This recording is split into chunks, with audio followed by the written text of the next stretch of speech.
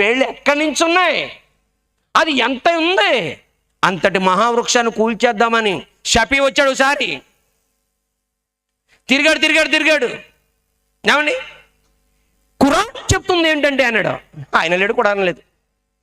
ఏమైపోయారో తెలియదు. చాలా కాలం ఓ కల్చర్ చేశారు. అయిపోయి ఏదో చేసేస్తున్నారు, వీళ్ళని ఎలాగైనా ఎదుర్కోవాలని మధ్యలో వెళ్ళారు. ఏమీ లేదు, ఆరిపోయింది. మళ్ళీ ఆ వృక్షం అలాగే ఉంది. అంతకుముందు ఆడెవడన్నా ఆడి పేరు సుగుణ అంట, ఆడికి లేనిదే అది. ఆడొచ్చాడు, బైబిల్లో ఇది తప్పు, బైబిల్ అది తప్పును, మురుగాడు శుభ్రంగా పడుకున్నాడు. అయినా చెట్టు అలాగే ఉంది. మళ్ళీ ఇప్పుడు వచ్చి మత ప్రచారం జరగకుండా కేసేస్తామండి, ఖచ్చితంగా దీన్ని ఆపేస్తామని. ఒక క్రైస్తవుడిగా ఛాలెంజ్ పెడుతున్నావు. వెయ్యాలా, నేను ఎదుర్కోవాలి దాన్ని. మొన్న చెప్పాను నేను, నీవు అంబేద్కర్ రాసినటువంటి రాజ్యాంగంలో